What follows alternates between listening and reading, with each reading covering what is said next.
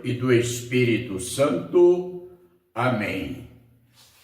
Queridos irmãos e irmãs, louvado seja nosso Senhor Jesus Cristo, para sempre seja louvado. Hoje, na nossa homilia, nós estamos celebrando o 6º domingo da Páscoa do ano C. E o tema da liturgia deste domingo é tirada do Evangelho de São João, que Cristo reza pela unidade da sua igreja. Então, que sejam um. Assim, então, neste domingo, somos convidados a meditar sobre a unidade da igreja. Em Cristo há a unidade que desfaz toda a divisão. Renuncia toda a vaidade, proclamam a sua doutrina, e a novidade em Cristo é o abandono do que foi superado pelo seu sacrifício da cruz, ou seja, a destruição do pecado para que haja uma vida espiritual. Na primeira leitura de hoje, que é tirada de Atos, capítulo 15, versículos de 1 a 2, e depois versículos 22 a 29, a comunidade de Antioquia envia Paulo e Barnabé a Jerusalém, a igreja que está lá em Jerusalém, dirigida por Pedro, o primeiro Papa, para dirimir discórdias levantadas na comunidade que Paulo dirigia. Assim nós vamos ter então o que acontece. Havia os judaizantes, aqueles convertidos ao cristianismo, e que insistia que a salvação é adquirida pela lei. E Paulo vai dizer que não, a salvação é em Cristo, que se entregou por nós na cruz. E assim então Paulo vai explicando que a lei foi uma pedagoga, aquela que conduzia ao mestre, à verdade. E a verdade é Cristo. Vindo Cristo, então consuma-se a missão da lei. Não há mais necessidade, porque Cristo já está conosco. Aqui então nós precisamos, mas não precisamos mais da pedagoga. Vivemos a igreja, e essa igreja que está em Jerusalém, depois de discutirem, depois de refletirem, eles concluem em validar a forma como Paulo prega o Evangelho. Então, ele ia anunciando que a salvação, ela adquire-se, foi ganha pelo sacrifício de Cristo da cruz.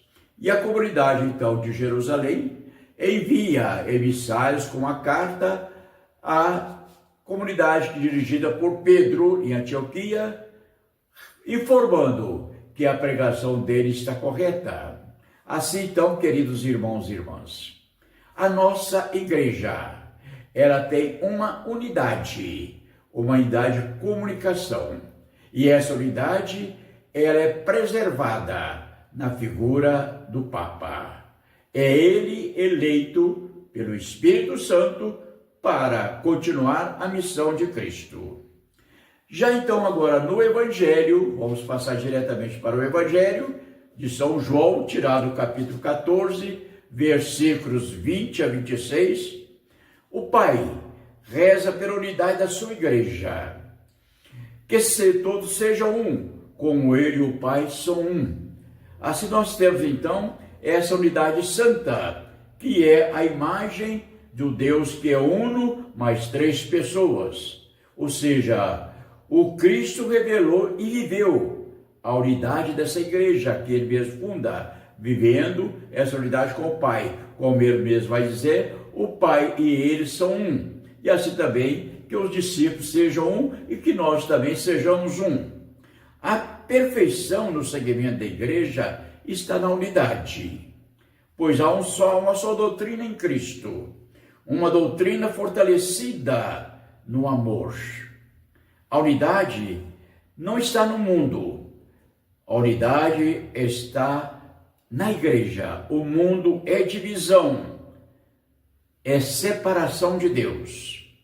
Cristo quer a unidade não só entre os seus discípulos, mas também com aqueles que hão de crer no seu evangelho. Ele funda uma igreja para que a salvação também seja exercida e praticada e vivida por aquela comunidade futura. Assim, queridos irmãos e irmãs, a divisão é obra do demônio, que quer a igreja aniquilada. A divisão não leva à eternidade. Ele não conseguiu vencer o Cristo, o demônio, quer agora destruir a sua igreja. E Cristo insiste nessa continuidade. Rezemos então pela unidade da igreja, junto com o Papa. É uma unidade que chegará até o fim do mundo, porque é obra de Cristo e é perfeita. É a comunhão com o Pai, na unidade do Espírito Santo, que na verdade é a sua glorificação, não só para o Cristo, mas para todos aqueles que creem na vida eterna. A revelação histórica de Jesus continua com a ação do Espírito Santo. E assim nós temos então a segunda leitura que deixamos para colocar no encerramento da nossa pregação, no Apocalipse São João capítulo 22, versículos 12 a 14 e versículos 16, 17 e 20. O apóstolo conclui sua revelação de glorificação do Cordeiro com o hino litúrgico da igreja. A Assembleia Eclesial espera ansiosa a vinda do Cristo, o Alfa e o Ômega, o princípio e o fim. Assim então, o Espírito, que é a esposa da igreja, bradam, vem.